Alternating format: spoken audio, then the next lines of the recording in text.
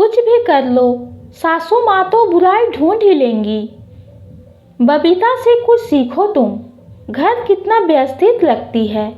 माँ तो थी नहीं तुम्हारी, कुछ भी सीखकर नहीं आई हो।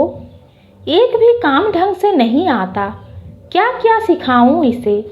सोचा था बहू आएगी तो कुछ तो आराम मिलेगा, लेकिन मेरे तो नसीब ही फूट गए।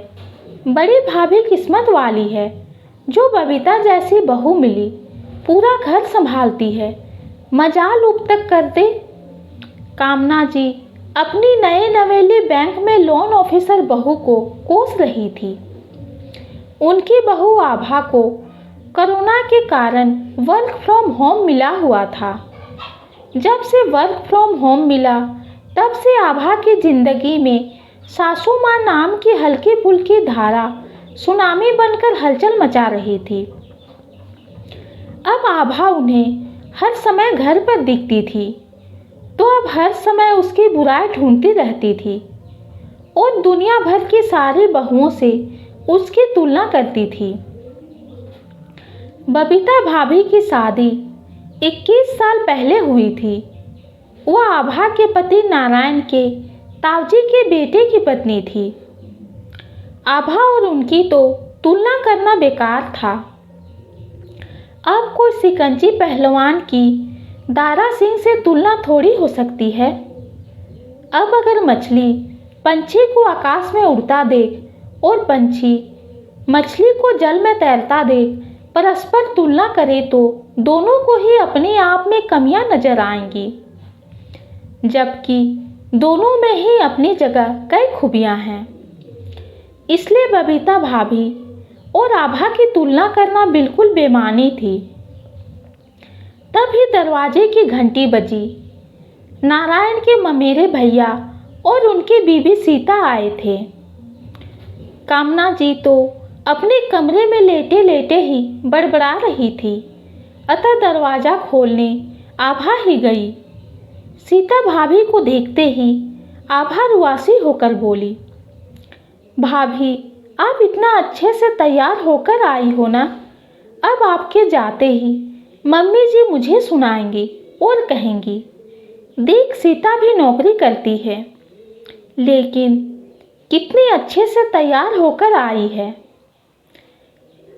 अब आपके जाते ही मम्मी जी मुझे सुनाएंगी और कहेंगी, देख सीता भी नौकरी करती है, लेकिन कितने अच्छे से सज संवर कर रहती है, तेरी तरह नहीं जो हमेशा ऐसे ही घूमती रहती है।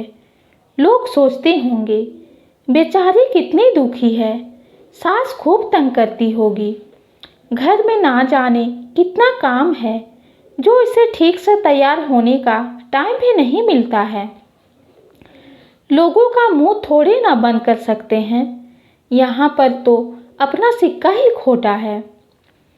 मम्मी जी कभी मुझसे खुश नहीं होती, मैं कितनी ही कोशिश कर लूँ उन्हें कभी खुश नहीं कर पाती। इतने में ही कामना जी भी अपने कमरे से बाहर आ गई। उनको देखते ही आभा चुप हो गई। सीता को आभा पहले भी अपनी समस्या बता चुकी थी।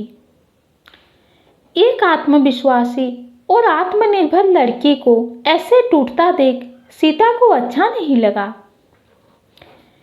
सीता आभा के साथ किचन में आ गई। देखो आभा, मैं जानती हूँ तुम अभी किचन का सारा काम देखती हो, रोज नई नई डिशेस बनाकर बुआ जी को खुश करने की कोशिश कर रही हो, लेकिन मेरी एक सीख अगर तुम्हें सही लगे तो याद रखना, हम किसी को भी 100% खुश नहीं कर सकते। अगर तुम 10 काम सही करती हो और 11वें में थोड़ी सी भी गलती हो जाए तो वह एक गलती बहुत भारी हो जाती है। सासू माँ तो गलती ना होते हुए भी गलती ढूंढ निकाल लाने वालों में से एक होती हैं। तुम अपने लिए एक सीमा निर्धारित कर लो, सीता ने उसे समझाते हुए कहा। भाभी, मैं सोचती थी कि मुझे सही में कुछ नहीं आता, क्योंकि मेरी माँ तो बचपन में ही चल बसी थी। सोचा था सासू माँ में ही मुझे मेरी माँ वापस मिल जाएगी। लेकिन ऐसा कुछ नहीं हुआ। मम्मी जी तो मुझसे हमेशा ही नाराज रहती हैं। आप किन सीमाओं की बात कर रही हो? आभा ने पूछा। अरे यार, घर के कामकाज करने की। तुम उतना ही करो जितना कोरोना संकट के समाप्त होने के बाद कर सको। तुम जितना ज़्यादा प्रयास करोगी, बुआ जी की उम्मीदें तुमसे उतनी ही बढ़ती जाएंगी। तुम उम्मीदों पर खरा उतरने के लिए अपने आप को पूरा गला भी दो ना, तब भी उम्मीदें किसी की पूरी नहीं कर सकती हो। इसीलिए उतना ही करो जितना तुम अपनी क्षमताओं के अनुसार कर सकती हो। सासू माँ तो है ही एक ऐसा इंसान जिसे तो शायद भगवान भी कभी खुश न कर पाए। सीता ने मुस्कुराते हुए कहा। भाभी, आप शायद सही कहती हो, आभा ने कहा। अरे आभा, चाय बना रही है या बीरबल की खिचड़ी? बबीता तो अब तक चाय पानी पिलाकर खाना भी बना देती। ऐसी फुर्तीली औरत मैंने आज तक भी नहीं देखी, कामना जी बोली। कुछ भी कर लो, सासू माँ तो बुराई ढूंढ ही लेंगी, तो फिर क्यों परेशान होना?